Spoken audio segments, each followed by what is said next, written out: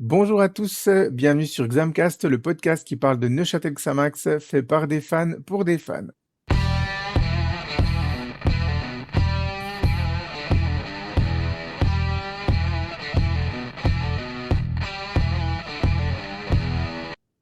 Alors, ce soir, c'est l'épisode 38. Alors, on ne change pas une équipe qui gagne. Alors, c'est un adage qui s'applique pas tellement à notre club, mais un petit peu plus à nous, à Xamcast, puisque pour la quoi, je pense, 3, 4e semaine consécutive, c'est la même équipe pour animer votre dimanche soir ou votre début de semaine si vous nous écoutez ensuite dans le podcast. Avec moi, Osvaldo. Salut Osvaldo, donc à ma droite sur l'écran. Salut Mirko. Et puis avec nous également Varam. Salut Varam. Salut Mirko, salut tout le monde. Alors, on le disait avant dans le live Twitch, après un épisode très complet la semaine dernière et un petit peu inhabituel, on espère qu'il vous a plu. Retour à un épisode un peu plus classique cette semaine. On va débriefer l'actualité, c'est-à-dire le match qui nous a opposé à Rapperswil. Et puis, on va on va briefer les 2 derniers matchs puisqu'ils auront lieu dans la même semaine, la semaine prochaine, fin du championnat de Challenge League, avec une fin très axée roman, on le verra pour nous, pour Neuchâtel Xamax. Voilà, messieurs, sans trop tarder, je vous propose qu'on passe directement eh bien, à la première partie.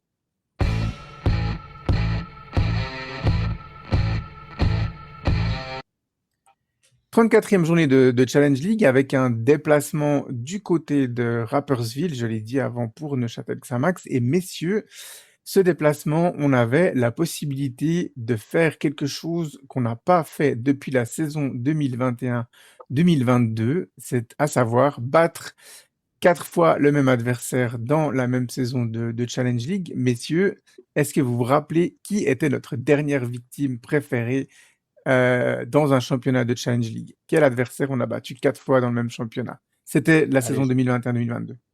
je vais tenter l'équipe la plus rincée de cette équipe de 2021-2022 et l'équipe la plus rincée de toute l'histoire de la Challenge League, je vais dire Kriens. Ouais, bien vu Osvaldo, il était attentif. C'était effectivement le SC Kriens qu'on avait battu 4 fois. On les avait battus à la Maladière. Alors, il faut que je ressorte les scores. Du coup, Je t'avoue que j'ai aucun souvenir précis de ces 4 victoires. Je dis juste que logiquement, avec le nombre de points absolument ouais, faramineux qu'on a fait pendant cette j'ai saison, plus les je scores. me Bon, suis dit, il y avait je me suis notamment dit, un fameux 5-0 à Kriens, hein, on avait gagné. C'était le fameux match où on avait eu beaucoup peur pour Franck sur D, hein, où il était retombé sur la tête et il était resté pendant de longues minutes au sol. Mais du coup, voilà, ça faisait depuis 2021-2022 qu'on n'avait pas battu 4 fois le même adversaire. L'inverse, c'était évidemment pas vrai, puisque la saison passée, c'est pas un, mais 2 adversaires qui nous ont battus, 4 fois. Il y a eu Carouge et puis il y a eu également le Toon. promu, le FC Thun, hein. La saison dernière, ils ont gagné les 4 matchs contre nous, les 3 premiers de manière assez serrée, mais le dernier de manière assez nette. Donc voilà, on était plus souvent l'arroseur arrosé. Et puis on le dit parce que finalement, cette prédiction s'est avérée. Neuchâtel Xamax a remporté ce match 3-2, mais on va dire un match très montagne russe entre les Saint-Gallois et les Neuchâtelois. Les 2 équipes n'ont, messieurs, pas du tout montré le meilleur football en même temps lors de ce match. non, clairement, il y a eu mi-temps chacun. Et puis finalement, on a su nous-mêmes profiter un tout petit peu plus de notre mi-temps forte, mais c'est clairement un match qui a eu 2 visages complètement différents pour avoir été sur place. Ouais. Oui, oui, effectivement. Alors toi, tu as été sur place et puis tu as eu pas de bol. Tu étais derrière le but où il s'est rien passé en première mi-temps et du coup, derrière le but où il s'est non plus rien passé en deuxième mi-temps. Donc, tu as passé ton match à voir les gens avoir un peu de bonheur de l'autre côté du stade. Du coup, voilà, du coup, le COP Neuchâtelois était mal installé En par plus, rapport en à plus, cet aspect-là, hein.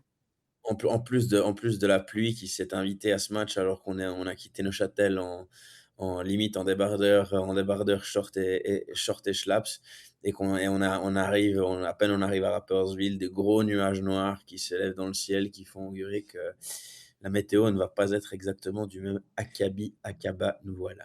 Effectivement, hein, j'allais y venir. La météo a joué un petit rôle hein, quand même sur ce match, notamment le vent. Hein, on reviendra là-dessus, Varane, notamment sur le deuxième but des Saint-Gallois. Mais on n'avait plus trop l'habitude hein, ces derniers temps d'avoir des conditions comme ça venteuses. Il faut toujours s'adapter un peu. Ouais, bah disons que c'est vrai que pour un mois de mai, on va dire mi-mai, c'est assez surprenant d'avoir encore une météo, on va dire presque hivernale. Et puis bah voilà, Rapperswil a réussi à tirer profit de ça, surtout sur ce deuxième but où là, on va quand même dire que notre gardien n'est pas tout blanc et n'est pas exempt de certaines reproches quand même. Oui, c'est Mine de ça. On rien. l'a défendu contre vents et marées cette saison, mais là, du coup, le vent, il a joué plutôt contre lui. Mais avant de parler de ce but, on va parler du premier but parce qu'autant vous le dire, après un quart d'heure où il s'est pratiquement rien passé, un round d'observation entre les deux équipes, Rapperswil ouvre le score. C'était la 19e minute sur une magnifique frappe de Ghana. Mais je le sais, Osvaldo, on en a déjà parlé. Outre le magnifique geste du joueur de Saint-Gallois, tu voulais aussi parler du comportement de Neuchâtel Xamax sur ce but. Ouais, bah, c'est toujours la même chose. Moi, à part ça, on va croire, week-end après week-end que je crache sur ces frappes de loin qui sont souvent bien envoyées. Elles sont magnifiques et elle est magnifique celle-ci, il y a absolument rien à dire. Mais encore une fois, moi, je suis surpris que ce genre de scène-là ne fasse pas l'objet d'une analyse vidéo plus profonde en se disant: «Bon, on va peut-être pas tous se jeter sur le mec qui frappe, mais un ou 2 qui vont faire écran alors qu'un ou 2 restent peut-être un peu plus en retrait pour». Je sais pas moi, c'est quelque chose que je vois ces scènes se répéter week-end après week-end avec ces joueurs, qui peuvent de plus en plus s'armer de loin sans être dérangés, et je me demande simplement si ce sont des scènes qui sont analysées à la vidéo pour éviter ce type de problème. Les buts à répétition me donnent un élément de réponse. Ouais, effectivement, sur cette action, moi, ce qui me pose effectivement problème, alors l'action se développe du côté gauche, hein, à la base de Rapperswil, il y a un beau jeu, enfin, il y a un jeu entre, si je ne me trompe pas, De Carvalho, ouais, c'est ça, De Carvalho sur le côté, le numéro 77, et puis il trouve Ritter, hein, qui est leur numéro 10, qui est un peu en position à l'orée de la surface de réparation. Et là, si on fait un arrêt sur image au moment où Ritter va être dos au but, va se retourner pour se mettre dos au but, il y a 4 joueurs hein, précisément autour de lui. Il y a surtout Abedini, Caraco et puis Sédou. Romain Bayard est un tout petit peu plus loin, mais il y a 4 joueurs dans cette zone, dont nos 3 joueurs de filtre, nos milieux défensifs en fait. Donc, à partir du moment où les 3 joueurs sont dans cette zone, si Ritter la remet au centre, ce qu'il va logiquement faire, il a déjà pratiquement 100% de chances de trouver minimum un, voire 2 joueurs démarqués, parce que si les 3 joueurs d'Axe Xamaxien sont dans cette zone, ben, ils sont pas en train de marquer les adversaires, et c'est ce qui se passe, en fait, c'est que Ngana reçoit le ballon je dirais 22 mètres, 23 mètres, et puis, il y a personne. Il peut faire le premier contrôle de balle, prendre l'information, prendre sa course d'élan pour frapper. Et là, Caraco et Abedini, ils ont compris ce qui allait se passer. Hein. Les deux se jettent, mais ils arrivent beaucoup trop tard. Et du coup, ils peuvent pas contrer le ballon. Et puis, les deux joueurs de la défense centrale, Epito et Reinhardt, sont trop loin, mais surtout trop décalés sur le côté gauche de notre défense. Varane, quand le jeu se développe sur un côté, par exemple, si l'adversaire se développe sur le côté gauche, il doit y avoir un petit mouvement de coulissement de la défense côté droite. Sinon, on s'expose à laisser des joueurs comme ça hors du marquage, et c'est pas possible. Oui, oui, bah, effectivement, les changements de jeu, les changements d'aile, c'est pour créer un déséquilibre. Et puis là, bah voilà, il y a eu une incompréhension, ça a mal coulissé, puis bon, ben, ça pardonne pas, quoi. Donc voilà, quoi. Mais comme a dit Matteo, c'est quand même assez surprenant que en phase défensive, quand même, on a quand même une certaine passivité, je dirais chronique, hein, parce que pendant longtemps, pendant longtemps, ces dernières saisons, c'était notre gros problème. On avait plus ou moins en partie réglé ce problème-là avec un pressing un peu plus haut, un peu plus offensif, un peu plus agressif. Et là, sur ces dernières semaines, on est retombé un peu dans nos travers où finalement, bah, on est sur les talons. On, on défend en fait en reculant et ça, dans le foot de moderne, bah, ça se paye quoi. Donc voilà Mmh. quoi.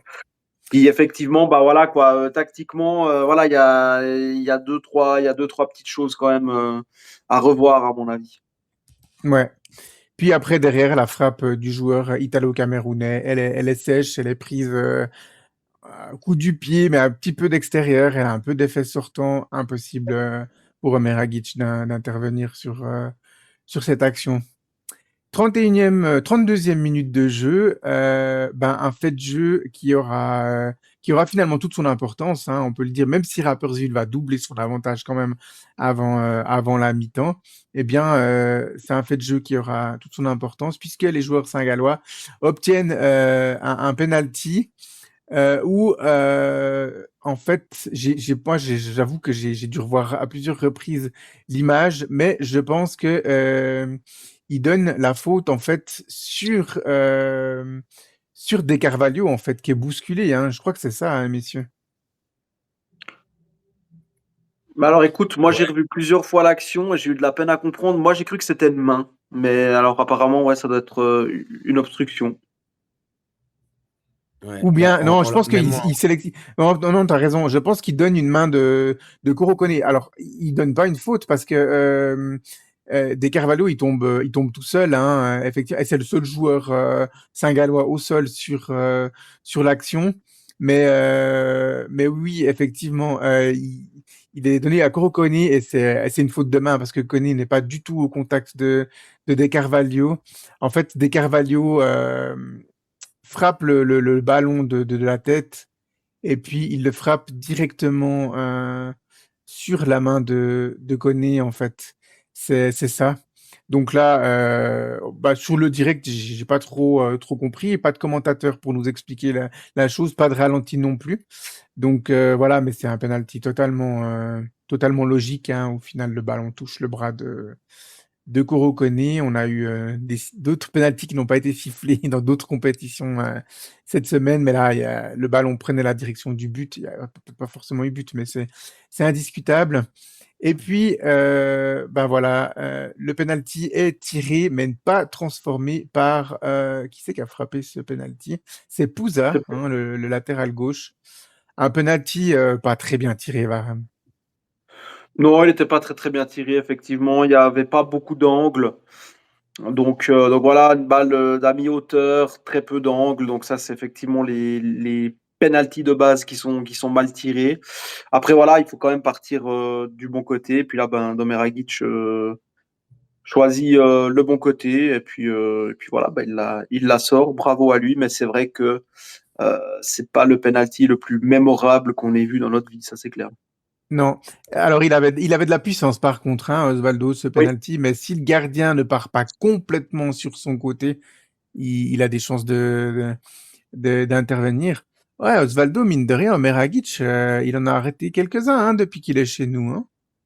ah, mais il en a timide des attaquants, vous croyez quoi? Non, mais mis à part ça, c'est vrai que c'est sûr que c'est un penalty plus facile à arrêter qu'un penalty bien anglais. Maintenant, tu as toujours l'intuition de partir du bon côté parce que s'il part typiquement sur sa gauche, ben, il peut être à mi-hauteur, le ballon il rentre. Donc c'est vrai que effectivement, c'est pas le meilleur penalty de la terre, très franchement, comme il est exécuté. Maintenant, c'est vrai que dans cet exercice-là, Omer Agic est plutôt heureux depuis qu'il est chez nous. Effectivement. Et puis, juste avant la mi-temps, hein, dans un moment qui en général fait très très mal, ben voilà, je pense que les supporters xamaxiens auraient pu citer Renault, hein, dès que le vent soufflera, je repartira. Dès que les vents souffleront, nous nous en allerons, parce que c'est bien ce qu'on a failli prendre quand même. Ce but-là, franchement, moi, au moment où il est rentré, je me suis dit, mais c'est un gag. C'est un gag. Alors, on n'a pas eu l'occasion de parler à Loris Kemini qui marque ce but. Est-ce que vraiment il voulait la mettre? Je sais pas. C'est difficile à dire, mais toujours est-il que voilà, le coup franc est frappé directement et puis là, on l'a dit à Osvaldo, c'est le vent qui donne une trajectoire toute particulière à ce ballon. En fait, le ballon, il est en même temps comme le vent souffle en diagonale depuis le côté gauche, Xamaxien attaque direction défense côté droite, ben, en même temps le ballon il est freiné et en même temps il est dévié, mais ça reste un très mauvais but encaissé par Omer Agic là. Oh non, clairement, clairement, clairement. Moi, je le répète, hein, le vent, en plus de la pluie, était vraiment très, très important. Vendredi soir, il soufflait beaucoup, mais c'est vrai que, enfin, en soi, quand tu vois un joueur qui se met en position de mettre un ballon rentrant dans cette position-là, tu dois pas, je veux dire, au départ, tu peux anticiper le centre au moment où il a commencé à frapper, mais qu'est-ce que tu te retrouves devant ta ligne à laisser les filets derrière toi vides alors que tu sais qu'il y a plus ou moins autant de chances qu'il centre qu'il tente une frappe en fait. Et de ce point de vue-là, ben, en fait, c'est une mauvaise anticipation de départ tout en sachant que quand t'as affaire au vent, je veux dire, c'est comme dans pas mal de sports de balle, quoi. Il faut pouvoir composer avec ça. Et là, il n'y a aucune anticipation d'une trajectoire bizarre.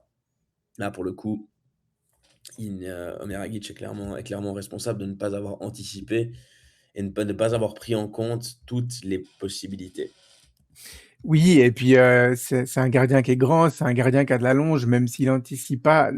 Enfin, Varane, ce coup franc, c'est quand même pas Roberto Carlos au niveau puissance, quoi. Non, puis surtout, moi, ce qui me surprend énormément, c'est que la balle, elle est quand même relativement assez centrée. C'est pas, elle n'était pas complètement sur sa droite, quoi. Il me semble qu'elle est hyper centrée, puis j'ai l'impression Ouais. il plonge un peu comme un piquet. Enfin, il est tout raide comme il plonge sur sa ligne. Je trouve assez étrange. Il faudrait peut-être voir, peut-être depuis derrière le but, parce que souvent on voit bien l'effet quand on est derrière le but, peut-être mieux. Mais c'est vrai que c'est un but assez surprenant. Donc certainement que le vent a dû jouer un rôle, ça c'est clair. Peut-être que la pluie aussi. Mais comme a dit Matteo, là il y a un manque d'anticipation, puis il y a un manque de réactivité aussi de sa part, quoi. Et malheureusement, c'est un peu, on va dire, le chemin de croix d'Omer Agic, c'est qu'au fait, même sur une saison ou sur un match, il est capable de vous sortir des parades exceptionnelles, et puis après, ben, il est capable de prendre des rouleaux qui sont aussi tout aussi exceptionnels. Donc voilà, malheureusement, c'est un gardien, on le répète, hein, il a du talent, mais malheureusement, des fois, il se trouve, il a des Mm. trous d'air, et malheureusement, pour l'instant, il n'a pas cette constance qui fait que ben, c'est un top gardien. Il le montre que par intermittence, voilà. Mais c'est vrai que faut encore qu'il travaille pas mal sur la constance parce que voilà, il est assez borderline dans ses prestations. Effectivement, un plongeon un peu à la Eric Moussambani, hein, lors d'un jour de course olympique à Sydney, si vous avez la référence, messieurs. Allez revoir la course d'Eric Moussambani et notamment son plongeon magnifique lors du 100 mètres. Voilà, ça m'a fait penser un petit peu à ça, le plongeon d'Omer Agic sur ce coup. Voilà, 2-0 à la mi-temps, en ayant très très mal joué. Xamax a été quasi inexistant offensivement sur cette première mi-temps. Osvaldo, c'est mal emmanché, hein. Il y a pas grand-chose qui pouvait laisser penser que le comeback pouvait être possible et allait se produire en deuxième mi-temps. Ah, c'est clair, c'est clair. Quand on connaît notre équipe un petit peu, on sait un petit peu dans quel marasme elle s'enfonce avec ses débuts de match. Très honnêtement, il n'y avait pas de quoi être extrêmement optimiste pour la deuxième période parce que franchement, même au niveau offensif, ils ont attaqué de notre côté, mais on n'a pas vu une équipe mettre Rapperswil dans une situation particulièrement compliquée. Donc, très franchement, je me suis dit, à moins d'une réaction ultra rapide en deuxième période et un but dans le premier quart d'heure de la deuxième mi-temps, on va repartir de Rapperswil avec nos habits trempes et une belle défaite moisie de fin de saison. Hein. Ouais. Je- Alors ben, tes prières, tes vœux ont été exaucés puisque ben, il a même pas fallu 1 minute au Xamaxien pour revenir. Il fallait pas être en retard à la buvette ou au petit coin si vous étiez chez vous, puisque après à peine 50 cinquantaine de secondes, réduction du score par Moulay. Belle combinaison à mi-terrain entre Demassay qui remet au but sur Koné. Koné voit Moulay partir à la limite du hors-jeu. Et puis, bah, une belle conclusion. Il n'était pas tout fait, ce but non plus, Varane. Non, bah, très belle action. Comme quoi, quand on veut, ben, on arrive à montrer du foot cohérent, correct et même esthétique. Superbe action. Tout a une touche, dans le rythme, justesse technique, magnifique but. Et puis bah voilà, on a quand même dans cette équipe, malgré tout, on a quand même des joueurs de qualité. Puis quand ils se mettent ensemble et qu'on joue dans le bon timing et que surtout on met la bonne intention, parce que là, sur cette petite séquence, on a vu tout ce qui manquait au fait en première mi-temps. Ça veut dire de l'intention, l'envie de faire mal, du rythme et de la justesse technique. Et là, on voit directement que quand De Moulay marque le but, on voit qu'il prend la balle et on sent qu'il serre le point. Et voilà, c'était un peu pour sonner la révolte parce que vraiment, on a fait une première mi-temps miteuse. Mais vraiment, c'était un scandale. Mhm. Et là, sur cette action-là, ça a été les prémices d'une remontée, mais c'est la preuve que cette équipe, c'est un problème mental. Et là, on le voit très bien. Parce qu'on est capable. Ce que je veux dire, c'est que si on avait des peintres, on ne pourrait pas marquer ce genre de but. Parce que vraiment, c'est un but magnifique. C'est tout à une touche, ça va vite, c'est dans la course, il y a de la technique, il y a de l'intelligence, c'est vraiment un but avec du QI foot. Or, si on avait une équipe de peintres et de pitres, on ne pourrait pas marquer ce genre de but. Et là, c'est la preuve que dans cette équipe, c'est un problème mental. Mhm. Un problème Parce de que constance, finalement. c'est ça, parce qu'en fait, ce match a été vraiment le reflet de qu'est-ce qu'est Xamax ces dernières saisons. Une première mi-temps qui est lamentable, où au fait, il n'y a absolument rien, et une deuxième mi-temps où on voit des choses, où il se passe des choses. Et que finalement, moi, la théorie, je reviens avec ça, que ça fait 7 ans qu'on a des mauvais joueurs, moi, ça, j'y crois pas une seule seconde. Parce que là, Mhm. c'est la preuve, c'est la preuve. C'est la preuve. Mais c'est ce qui est frustrant, parce qu'on est capable de le faire, mais le problème, c'est qu'on n'est pas capable de reproduire ça souvent sur un match entier, voire sur plusieurs matchs d'affilée. Et c'est ça, finalement, qui prétérite toutes nos saisons depuis maintenant 7 ans.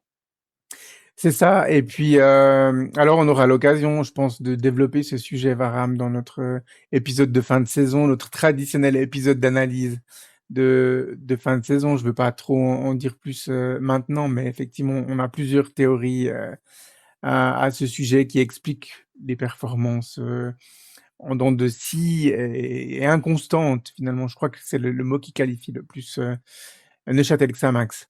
Pour en revenir au match, alors il y a une demi-heure finalement qui sépare la réduction du score de Moulay de l'égalisation de Jesse Autier rentré entre-temps, mais Osvaldo, on sentait que alors le vent physiquement il était toujours le même, du même côté, mais métaphoriquement le vent avait tourné dans ce match. Xamax était en train de prendre le dessus en termes d'intensité et puis Rapperswil faisait le dos rond et on avait l'impression que si Xamax allait arriver à égaliser, ben, il y avait même la possibilité d'aller voler, enfin d'aller arracher la victoire. Alors le 2-2, il arrive ben, à un bon moment, à la 77e, il reste encore un gros quart d'heure après à jouer à ce moment-là.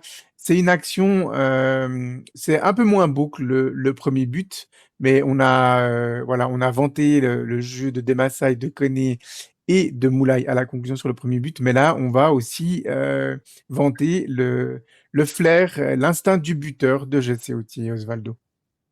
Oui, ben là, c'est plus un but, on va dire, à l'arrache, mais qui finalement démontre que quand on a envie et quand on a envie de se montrer dans les 16 mètres adverses, qu'on a envie de mettre de l'intensité, qu'on a envie de rentrer dans les duels, quitte à mettre par moments des buts un peu moins beaux aussi, parce que le premier but, Varam l'a dit, il est magnifique, mais tu marques aussi des buts en ayant de la présence dans les 16 mètres, en te montrant, en empêchant les relances adverses.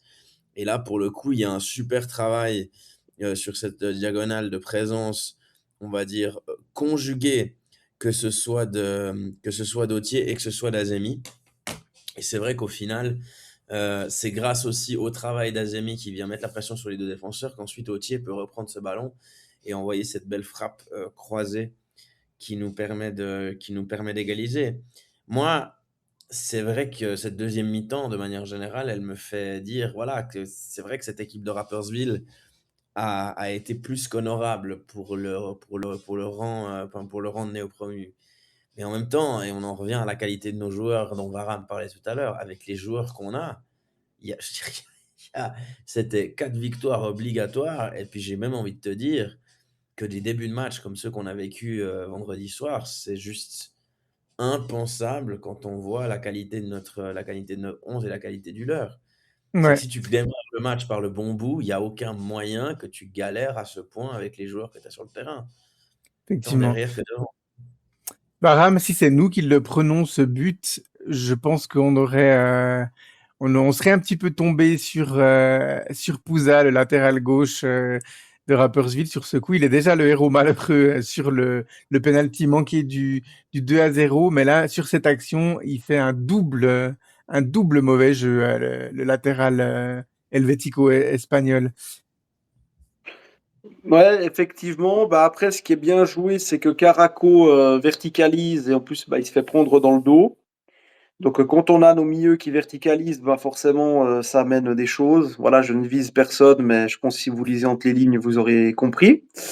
Voilà, donc bah ça fait du bien d'avoir des milieux qui verticalisent. Puis là, il se fait prendre et puis après, bah voilà, quand vous devez défendre dans le dos ou en arrière, ben c'est beaucoup plus compliqué.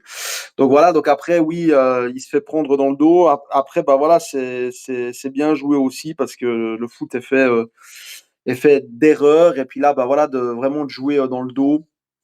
Mm. Il s'est fait prendre dans le dos. Et puis, bah, comme Matteo l'a bien dit, bah, Zemi met bien la pression. Il y a le défenseur qui vient couper. Et là, bah voilà, le latéral, il s'est fait prendre à 2 contre 1. Donc voilà, c'est Mm. compliqué. Et puis après, bah voilà, on le dit souvent, mais le sens du but de notre ami Autier, qui est tout le temps bien placé. Et en plus, c'est le geste du buteur typique parce qu'il contrôle pas la balle, il la prend comme elle vient. Et en plus, je pense qu'il a même pas tellement regardé. C'est vraiment un geste d'instinct et la balle, elle est parfaite. C'est frappe sèche, croisée, petit filet. Voilà, aucune discussion possible, c'est goal. Ouais. Voilà, et puis bah moi c'est ma frustration personnelle de pas avoir assez vu Jesse Autier cette saison parce que chaque fois qu'il est rentré, moi je trouve qu'il amène quelque chose. Donc voilà, c'est un petit regret. Ouais, alors effectivement, déjà, il prolonge en fait l'ouverture de Caraco. Au lieu d'essayer d'intervenir de la tête, il essaie de contrôler le ballon, mais en fait, il le remet encore plus dans la course d'Azemi qui était derrière. Ah, et puis ensuite, il y a le défenseur qui était rentré, je sais plus lequel c'est. Bref, peu importe, qui essaye d'intervenir, qui peut intervenir en fait sur Azemi. Et puis en fait, en taclant le ballon, il lui enlève la possibilité d'intervenir. Et puis en plus, Azemi, il se met entre lui et l'autre défenseur, ce qui fait que le défenseur peut pas non plus intervenir. Et il remet Autier dans la course du ballon. Alors un ou deux petits pas d'ajustement pour reprendre. Et puis tu l'as dit, Varane frappe instinctive.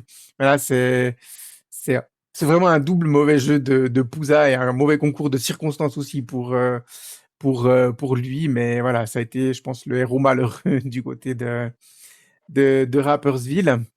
Et puis ensuite, Xamax pousse, mais voilà, pas de... Oui, non, si, il y a une occasion très nette, hein, avec un but qui est annulé. J'ai plus la minuterie à quel moment ce but est annulé, mais où on siffle en fait une faute sur le gardien de Rapperswil qui était au contact avec Vincent Mendo qui était rentré entre-temps. Alors on n'a pas ces images sur le site de la SFL, mais dans le direct Varam, je me suis dit, voilà, c'est parce que c'est Nvendo qui fait 1m90 et quelques, mais je pense que si c'est Bayard qui va au contact, il y a peut-être pas faute, quoi. Bah, disons que les arbitres, souvent, quand on va chatouiller les gardiens, souvent, ils aiment pas trop ça. Et puis, à moins d'avoir la VAR pour être sûr, je pense que dans le doute, ils préfèrent siffler faute. Parce que Nvendo, il fait aucun mouvement contre le gardien. Enfin voilà, il essaie de jouer le ballon, mais il saute pas non plus. Il n'y a pas de mouvement avec les bras ou quoi que ce soit. J'ai presque envie de dire, Osvaldo, c'est plus le gardien qui vient un peu s'empaler sur un mec de 1m95, quoi. Ouais, ben Puis il oui, mais n'arrive pas à bon, bloquer le ballon. comme l'a dit Varam, quoi. Je veux dire, tu touches au gardien, c'est tout de suite plus compliqué. Et puis Mais là, si tu tout de touches suite, même pas, en fait, au gardien. C'est le gardien qui vient te toucher. ouais, mais bon, enfin, moi, c'est pas la première fois que je vois ce genre de scène où, voilà, quoi, il suffit qu'il la joue un peu habilement, et puis qu'il fasse croire en fait qu'il est bousculé, et puis on est tout de suite plus, enfin voilà, plus protecteur envers le gardien. Moi, j'ai parlé de cet aspect-là avec un pote qui a joué gardien en junior pendant des années et qui, même lui, dans la position justement du gardien qui essayait de jouer sur cette règle, me disait c'est quand même abusé à quel point on nous protège. Donc, pour vous dire, quoi, c'est qu'il y en a même certains qui considèrent que par moment c'est abusé. Mais bon, ça n'a pas eu trop de conséquences, heureusement pour nous. Non, effectivement, ça n'a pas eu trop de conséquences et bah, ça a eu des conséquences positives finalement. Alors on croit tout d'abord que Neuchâtel Xamax manque la dernière action, la dernière coche à la 93e puisque bah, auparavant Ben Seguir avait raté une grosse action hein, qui s'était développée aussi sur le côté et puis il n'avait pas pu pousser le ballon au fond, c'était un défenseur qui était intervenu. Mais là, sur cette action de la 93e, bah, il fait une belle frappe enroulée à l'orée des 16 mètres côté gauche, avec une belle intervention de Hemsch. Et là, on se dit, bah voilà, on a loupé la dernière. Eh bien non, puisque Léo Seydoux, lui, y croit et il centre le ballon. Et voilà, la conclusion. Alors, tu as parlé de l'instinct du buteur Varam sur le 2-2, mais alors que dire sur ce 3-2? Ouais, bah c'est pareil, hein, c'est une démonstration de plus que Jesse Autier, ben voilà, il a ça dans le sang, hein, c'est soit on l'a ou soit on l'a pas. Et puis là, ben magnifique centre de Sédou, puis là, ben sans réfléchir, retourner acrobatique, comme on dit en Italie, c'est le but du dimanche, hein, ça, il y a pas de doute. Donc voilà quoi. Autier, il a ça dans le sang. Quand il est dans les 16 mètres, il est en mode killer instinct, quoi. C'est le mec qui peut te marquer dans toutes les positions, pied gauche, pied droit, tête, retourné. Voilà, il trouve chaque fois une solution. Et là, il a trouvé la solution la plus spectaculaire, la plus esthétique et la plus acrobatique. Et là, je pense qu'on a le but du week-end et peut-être l'un des buts de cette saison. Voilà, il y a pas grand-chose à dire. Voilà, mais si ce n'est que je pense que maintenant, il faut faire signer Jesse Autier. Il faut lui faire signer un contrat je pense, 2 voire 3 saisons parce qu'il est encore jeune, il en veut. Et je pense que c'est un joueur en plus qui est tactiquement qui est très très très utile. Et personnellement, moi je trouve que c'est un gars qui bosse bien, il s'investit. Et c'est typiquement le genre de joueur sur lequel il faudrait qu'on s'appuie pour construire la suite. Si construction il y a, bien entendu. Mhm. Et de toute façon, Effectivement. c'est très bien, hein, enfin, voilà, il va retourner à Yverdon cet été, puis il reviendra à Xamax l'hiver prochain, quoi. On fait 6 mois, Non, alors traverser de disons la... que la seule différence, c'est que contrairement aux 3 derniers prêts, il va revenir à Yverdon en étant joueur libre hein, au 30 juin. Donc, il a le choix de signer un contrat où il le souhaite, Jesse Autier. Donc, voilà, je ne serai pas aussi catégorique qu'il faut absolument le signer, mais en tout cas, il faut lui proposer une option de contrat pour la saison prochaine. Je pense que voilà, ça garantit pas que le joueur accepte de signer auprès de chez nous, mais voilà, c'est clairement un joueur que j'aimerais beaucoup avoir dans l'effectif la saison prochaine. Sur ce but, Osvaldo, on est sûr à 100%. S'il tente de contrôler le ballon, elle finit pas au fond. Il y a un défenseur qui est sur lui et qui peut intervenir. Ben oui. Et puis j'ai envie de te dire aussi que, enfin, je suis désolé, hein, mais c'est un joueur qui, à force de faire ce qu'il fait en Challenge League avec nous, tu ne lui proposes pas d'option. Il y a même moyen qu'il parte dans un autre club roman qui a, par exemple, appris à recruter malin et qui évolue en Super League. Donc, ce genre de joueur, si à un moment donné, tu ne te l'assures pas dans tes rangs, il finit par définitivement te filer entre les doigts et puis aller auprès de clubs qui cette fois-ci, ne vont pas accepter des prêts à répétition de 6 mois, quoi. C'était juste la dernière chose que je voulais glisser parce que je pense évidemment à un club comme Sion qui, à un moment donné, serait totalement susceptible de miser sur un joueur tel que lui, hein. Parce que, enfin, après, il faut voir après ce qu'il fait en Super League, mais je pense que c'est un joueur qui, à force, tu lui proposes pas, tu ne saisis pas ta chance, elle passe, quoi. Alors Mm. que, sincèrement, c'est un joueur local du coin qui a des caractéristiques de pur attaquant, comme l'a dit Varane. Sincèrement, en sachant l'âge que peuvent avoir certains de nos attaquants, tu t'assures quand même une option un tout petit peu plus jeune, quoi. Mm. Ouais, complètement. Voilà, on espère que nos dirigeants vont entendre nos doléances. Voilà, finalement, ben, victoire à l'arraché pour Neuchâtel Xamax, mais qui récompense quand même une deuxième mi-temps. On va le dire sans chauvinisme, messieurs, la deuxième mi-temps de Xamax était quand même meilleure que la première mi-temps du FC Rapperswil. Quand On même, a quand même oui. été plus, Oui, plus dominant, plus tranchant, plus incisif oui, quand oui. même.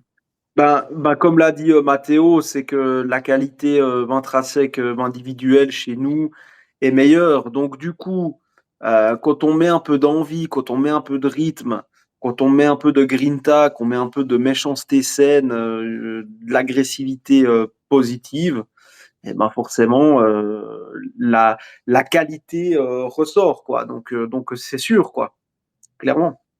Comme par hasard, ça marche, ouais. Ouais. Oui, oui, effectivement. Donc voilà, une victoire qui conforte la quatrième place de Xamax, désormais à 46 points, et puis qui repousse probablement définitivement Rapperswil et les poursuivants. Il y a 5 points avec Rapperswil, car Rouge est de toute façon à distance. Voilà, on peut plus faire pire que sixième, on va dire, sur ce championnat. Voilà, messieurs, on peut clore le débriefing et puis passer à la deuxième rubrique.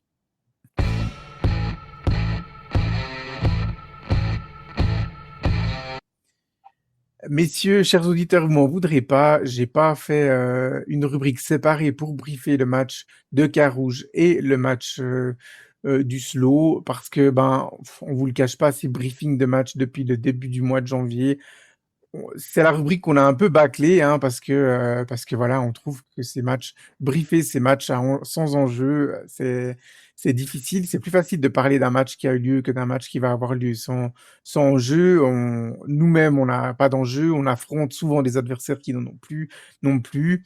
Et puis là, bah, ça va être le cas pour Étoile Carouge qui va se déplacer à la Maladière. Vous allez peut-être écouter cet épisode, le match aura déjà eu lieu, c'est souvent le cas, hein, vous êtes nombreux à nous écouter le mardi ou plus tard dans la semaine. Et puis, bah voilà, si on parle déjà d'Étoile Carouge, notre premier adversaire, ben eux, ils ont fait le travail, on va dire, sur le troisième tour et un peu aussi sur le quatrième pour se mettre à l'abri, un recrutement intelligent au mercato, euh, au mercato hivernal. Et puis, messieurs, la possibilité aussi de faire le grand chelem, hein, puisque, si je ne m'abuse, on a remporté les 3 premiers matchs contre Carouge. Oui, maintenant je pense que c'est une équipe, encore une fois, et je le dis toute la saison, Typiquement, je pense que si tu leur offres la même première mi-temps que tu as faite à Rapperswil, je pense qu'il y a moyen pour eux soit de finir la première mi-temps avec un score un peu plus ample, parce que mine de rien, ils ont quand même des joueurs qui ont évolué des crans dessus, hein. Quand on pense à Itai Tinga, quand on pense à Kevin Bua, c'est des joueurs que Rapperswil n'a pas. Donc, je pense qu'il va falloir une prestation un peu plus pleine que ce qu'on a pu connaître du côté du canton de Saint-Gall pour réussir également le Grand Chelem contre cette formation carougeoise. C'est pas beaucoup plus fort, mais ils ont quand même des joueurs, quelques joueurs en plus qui ont évolué plus haut. Ouais. Et puis, on va quand même dire un mot là-dessus. Varam, je sais que ça va te faire sourire aussi. Enfin, ça va vous faire sourire, messieurs. Je crois que notre coach va réussir l'exploit d'être suspendu pour un 5e match. Il est annoncé comme suspendu sur le site de la SFL. Il avait déjà été suspendu pour 4 cartons jaunes. Il avait, si je me trompe pas, été suspendu pour 8 cartons jaunes. Et puis, il a été suspendu 2 matchs pour un carton rouge, le match à Vaduz. Et là, resuspendu. Alors, il me semble que ça va être son 5e match de suspension, ou je me trompe? C'est toi qui es plus au courant de 4, ces stats. 4, 4, il y en a eu, c'est sûr, puisqu'il en a manqué un à cause de suspension. Mais la SFL, elle tient des statistiques très précises pour les cartons jaunes des joueurs, mais pas pour les entraîneurs. Voilà, voilà, un entraîneur qui est suspendu 5 matchs sur 36, c'est quand même énorme, Mais Varane. C'est limite scandaleux. Bah, disons que de mémoire, je pense que là, c'est un record, en tout cas axamaxien, parce qu'à Xamax, je me rappelle pas d'avoir eu autant de suspensions pour notre entraîneur, mais même, je dirais, au niveau suisse et même au niveau international, je dois dire que, ouais, je pense que là, je pense qu'on tient quelque chose, quoi. Donc, ouais, 4-5 matchs sur une saison, c'est monstrueux, quoi. C'est, on va dire, la moitié d'un tour, presque. Mais je pense que Jonathan Fontana, qui est probablement un des joueurs les plus avertis du côté de Xamax avec son jeu très voilà très physique et très agressif, il n'a pas été suspendu autant, hein. C'est J'ai pas l'impression. non non non non non non non, c'est clair. C'est juste hallucinant. Je vais rechercher mais je l'ai cherché l'autre jour la statistique et je ne l'ai pas trouvé. Ouais, Jonathan Fontana est à 10 cartons jaunes. Il est de loin le joueur de champ le plus averti. Léo Seydoux 6. On a ouais, il y a Erissa Abedini qui est à 11, qui est notre joueur le plus averti. Je voulais dire il y a match entre Abedini et puis Fontana, ben voilà. Mais je pense que Anthony Breza fait aussi très très fort à ce niveau-là. Alors pas de statistiques à ce niveau-là. Donc ouais, du coup pas de statistiques. Faudrait aller vraiment voir match par match. Mais quand on sait que les arbitres Osvaldo ne peuvent être avertis ou expulsés que pour une seule raison, c'est un discours les entraîneurs, de les réclamation ou entraîneurs, un discours pas très sympathique envers les arbitres. Ça ouais. montre quand même une certaine nervosité durant toute la saison chez Anthony Breda. Ouais, tu as juste dit les arbitres ne peuvent pas, c'est les entraîneurs en l'occurrence. Oui, Mais oui, pardon, les entraîneurs, ouais. effectivement.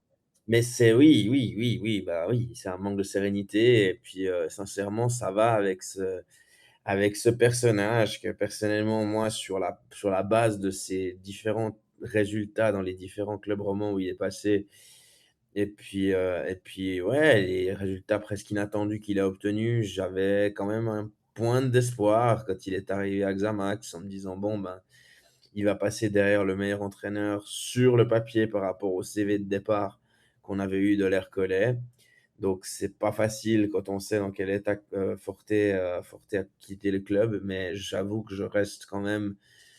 Ouais, moi j'ai un gros goût de fromage dans la bouche C'est 8, par ouais. rapport Non, c'est 8. C'est 8. C'est pas 12, c'est 8. Mais c'est déjà c'est beaucoup, hein.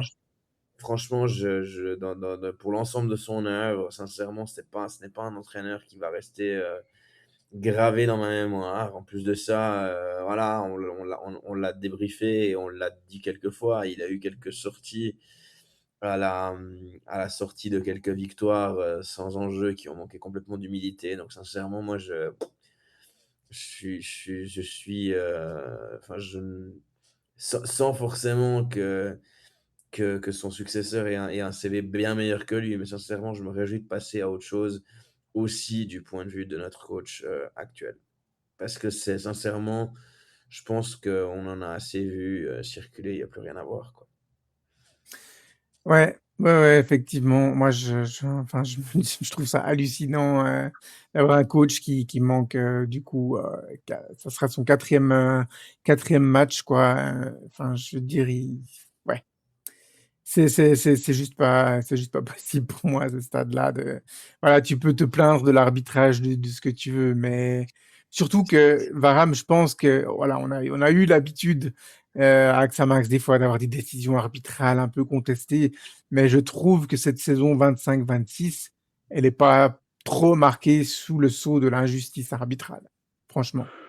Non, puis que surtout, ce qui est quand même assez incroyable, c'est que la saison, elle a été assez vite scellée. Donc, qu'est-ce que ça aurait été s'il y avait eu un enjeu, quoi. Enfin, je sais pas, il aurait pris 5 rouges, 20 jaunes. Enfin, c'est complètement dingue parce que franchement, ça a été une saison où l'électroencéphalogramme était quand même assez plat. Ce que je veux dire, on n'a pas joué grand-chose, peut-être à part un peu la coupe. Euh, où on a fait quart de finale. Sinon, bon, championnat, on a été très vite distancé. Donc, ouais, en plus, perdre un peu ses nerfs, avoir les nerfs à fleur de peau sur des matchs, finalement, avec très, très peu d'enjeux, quoi. Donc, c'est là, à mon avis, c'est ça aussi qui laisse un peu songeur, parce que quand il y a un énorme enjeu, vous jouez la montée ou vous jouez la relégation, je peux comprendre. Mais là, quand vous jouez plus grand-chose, si ce n'est une quatrième place, ouais, ouais, je trouve ça un peu too much, quoi. Mmh. Effectivement, et puis ben voilà, pendant ce match, on aura aussi un œil du côté du Rhein-Park, hein, avec une finalissima, on va dire, du championnat. Alors elle est peut-être un peu plus pour Vaduz que pour Haro.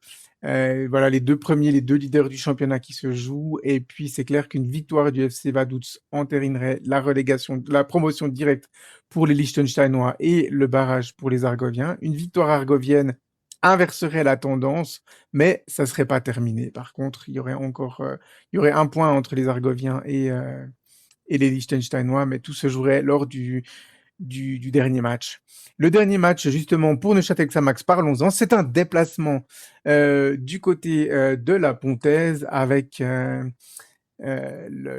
déplacement contre le Stade de Zanouchi, un adversaire, Osvaldo, qui sans doute aura déjà l'esprit un tout petit peu plus loin dans le temps et un tout petit peu plus à l'est du côté de Berne avant la finale de la Coupe de Suisse. On le rappelle, hein, les stadistes la disputeront face au FC Saint-Gall.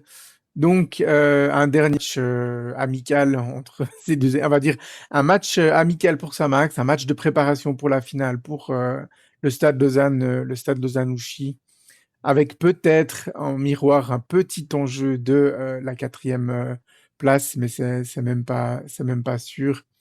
On se doute bien que les stadistes vont pas jouer ce match à fond, vont pas donner de l'intensité à fond pour risquer des blessures ou autres, surtout en fin de saison où les jambes sont peut-être un petit peu plus lourdes. Voilà, la Pontaise, alors on n'aime pas trop au mois de novembre, c'est un peu mieux au mois de mai, mais on s'attend pas à du grand spectacle.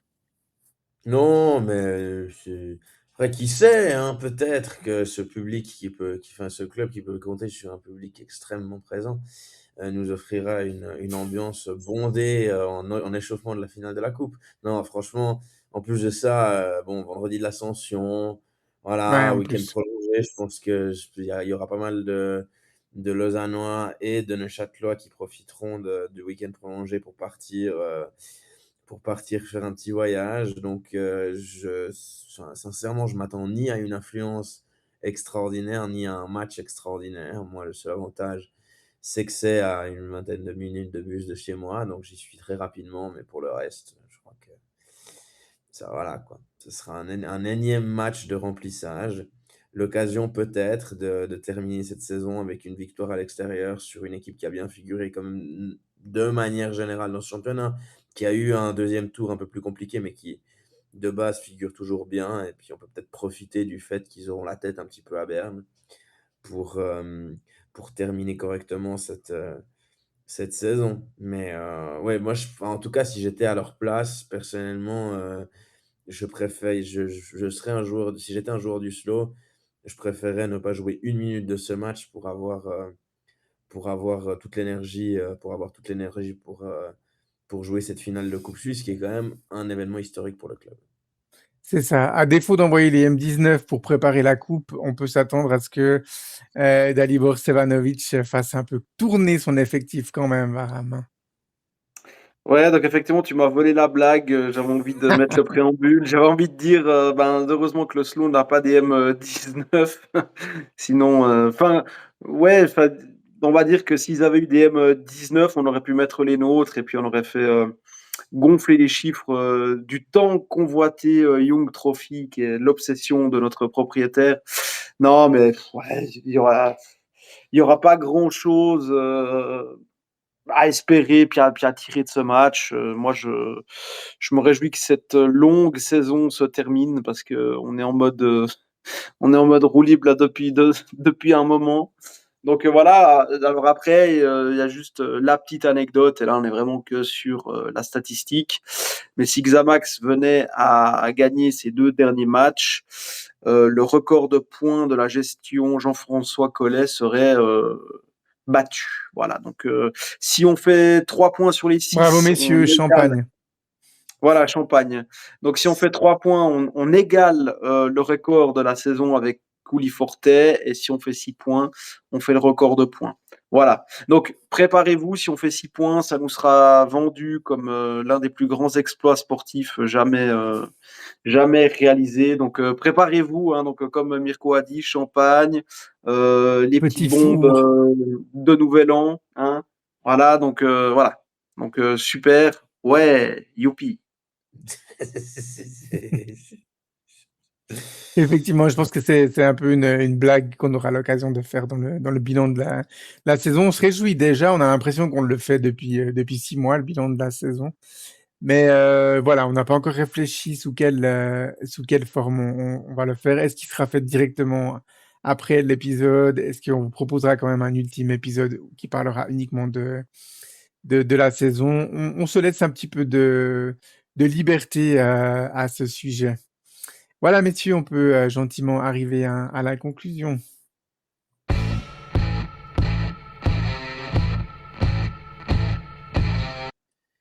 Dans la conclusion, je vous donne un petit peu la chronologie, hein, finalement, de la semaine à venir en ce qui concerne le Xamcast. Vous l'avez vu sur nos réseaux sociaux, on a pas mal été occupés lors de ce samedi 9, du côté de Canal Alpha à Cortaillot avec la légende Gilbert Gress.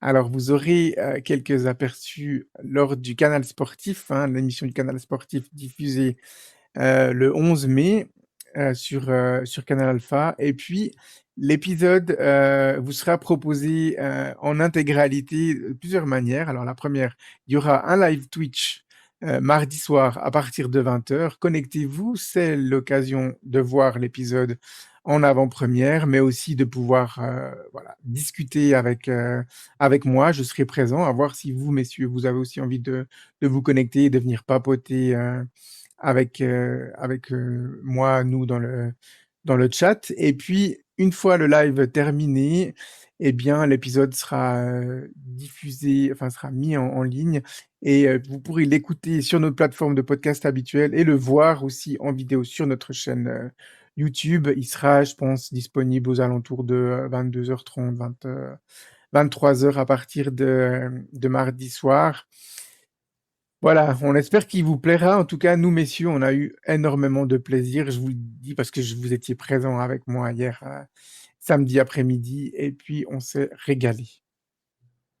Je ne peux pas utiliser d'autres verbes, Mirko. C'était un véritable régal. Moi, personnellement, je dis, J'ai été même surpris en bien encore de ce qu'on pouvait découvrir comme anecdote de sa part. Et puis j'ai trouvé même l'interview très, très agréable à réaliser dans son rythme et puis dans le déroulement des questions. Je tenais à le dire aussi parce que c'est quand même quelque chose qui, euh, qui augmente le plaisir de ce genre d'exercice, dans ce genre d'exercice. Mmh. Varham, pareil pour toi. Toi, tu as encore eu un privilège supplémentaire puisque tu as été le chauffeur privé de Gilbert pour cette journée.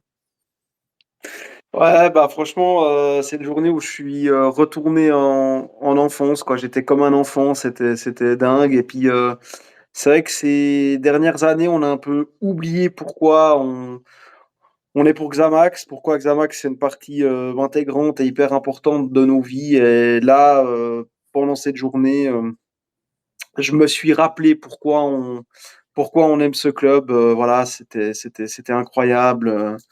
Souvenir exceptionnel, personnage incroyable, haut en couleur, quoi. Donc ça a été vraiment mémorable, incroyable. Et puis bah voilà, bah, je crois que les deux Gilbert, hein, si on prend Fakinetti, qui malheureusement bah, n'est plus de ce monde avec nous, et si on prend Gilbert Grèce, ben, je pense que c'est les deux expressions maximales de ce club. Hein. Je crois que c'est les deux Gilbert qui ont amené le club au firmament suisse, mais aussi en Europe.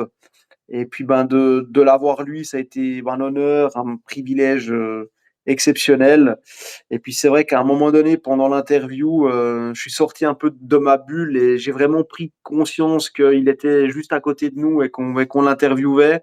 Et c'est vrai que j'ai dû me retenir parce que j'avais pas mal d'émotions pas mal d'émotions en fait en moi qui en fait montaient. J'ai dû me reprendre et me remettre dans ma bulle. Mais voilà, ça a été incroyable. Et puis ça a été une énorme bouffée de Xamaxitude d'un coup, parce que c'est vrai que là on en est bien privé ces derniers temps. Mais là, non, c'était fou, c'était dingue. Et puis voilà, bah, c'est un peu, je me suis refait un peu le film de plein de souvenirs de Xamax, ces années 90, même si c'était pas encore c'était pas le prime années 80, mais on a eu des années Mmh. encore dans ces années-là qui étaient dingues où on a failli être champion suisse contre un Getse et un Sion qui était super fort, des soirées européennes qui étaient dingues contre la Roma, contre l'Étoile Rouge, contre l'Inter. Enfin voilà, des souvenirs incroyables, des joueurs aussi incroyables. Enfin voilà quoi, ouais. Bref, on s'est pris une bonne claque et vraiment une bonne claque. Ça a été une journée exceptionnelle et voilà quoi. Et voilà, il y a rien d'autre à dire d'à part que c'était un épisode grotesque et je suis très impatient que les gens puissent découvrir parce que là, je pense que si vous êtes en manque de Xamaxitude, et ben là, vous allez prendre une Mmh. dose non négligeable, quoi. C'est ça, on va Je tiens vous à dire injecter là, bien directement dans la veine, une bonne dose de Xamaxitude. On va garder ce terme, Varham, je l'aime bien, la Xamaxitude. Et on en manque beaucoup en ce moment. Et, même et- et c'est vrai que on le dit pas souvent, mais vous êtes quand même nombreux à témoigner sur le compte de Xamcast ou bien à nous en direct quand vous nous croisez. Et ça, c'est marquant. Xamcast est une des raisons pour lesquelles les gens ne lâchent pas avec le club actuellement. Alors, on se sent très honoré de ça, mais ça montre surtout ouais, le peu d'émotion que dégage le club actuellement. Ce sujet-là, on le gardera pour la fin de la saison, messieurs, parce que quand on parle de la fin de saison, on parle forcément de la prochaine, de celle qui y va venir. Mais voilà, on gardera ce sujet du manque d'émotion. Et là, on en a eu beaucoup. Varham, t'étais pas le seul à être ému pendant cet épisode-là. Et puis, ça fait du bien. Le sport, c'est les émotions. Ce qui nous fait vivre, ce qui nous amène au stade, c'est les émotions. Donc voilà, quelque part, on s'est donné un petit peu aussi cette mission dans cette morosité de pas oublier ne peut pas oublier ce qu'est Xamax, ce qu'a été Xamax et ce que sera Xamax un jour. On est persuadé que voilà, même si on ne sait pas si un jour on revivra un titre de Xamax, on ne veut pas voilà, faire preuve d'arrogance ou voilà, ouais, d'arrogance. On ne le sait pas. Mais par contre, on sait qu'un jour, on aura des gens à la tête de ce club qui montreront de l'ambition. Et voilà, quand on est ambitieux, eh bien, c'est là que les bons résultats arrivent. C'est pas un alignement des planètes, c'est parce qu'on a de l'ambition que les résultats arrivent. Je tiens quand Donc même à dire une chose. voilà. Je tiens quand même à dire une chose, j'étais assis à côté de toi, Varane, mais j'avoue que même si je l'ai pas peut-être ressenti dans ces proportions-là, c'est vrai que les quelques moments d'émotion aiguë, je les ai vus avec délice. Et finalement, c'est bien de pouvoir aussi vivre ces moments-là à travers ce genre d'expérience. Moi, personnellement, c'est vrai que j'ai dû attendre le jour J pour le réaliser. Et j'avoue que quand il est arrivé sur le parking avec toi en voiture, je me suis dit, voilà, c'est parti. Mais sans véritablement réaliser qu'en fait, on allait l'interviewer dans les locaux de Canal Alpha, quoi. Il y a un truc, Mmh. enfin, même moi qui était pas, enfin, qui était loin d'être né, hein, quand ces premiers exploits européens ont vu le jour, on les a vus des dizaines de fois dans les images d'archives et finalement on peut pas rester, on peut pas rester insensible. L'histoire, elle ne s'efface pas, elle reste et c'est ce qui fait la richesse d'un club, c'est son historique en premier lieu et, euh, et les histoires que tu peux raconter jusqu'à 150 ans. Donc c'est vrai que Mmh. Et Et puis, puis, bah voilà, vous avez rejoint le projet Examcast en cours. Osvaldo, c'était après 6 mois. Varam, c'était après une année. Mais pour moi, c'est aussi de me dire, ben voilà, en un peu moins de 3 ans, hein, le projet a commencé en octobre, du coup, 2023. Ben, on est passé de la bande de copains qui diffuse un podcast depuis Discord à on interview Gilbert Gress dans un studio de télévision. Et ça, pour moi, c'est vraiment c'est une immense fierté, pas pour l'ego, mais de se dire que à partir d'un simple slogan, de produire quelque chose en tant que fan pour les fans, eh bien, on arrive voilà, à être crédible finalement. Hein. Gilbert nous a dit, il a passé un très bon moment lors de cette interview. Et puis des interviews, bah, je peux dire qu'il en a eu plein depuis le début de sa carrière. Et ça nous fait plaisir. Donc voilà, la passion, quand elle est là chez les supporters, elle nous amène souvent très haut.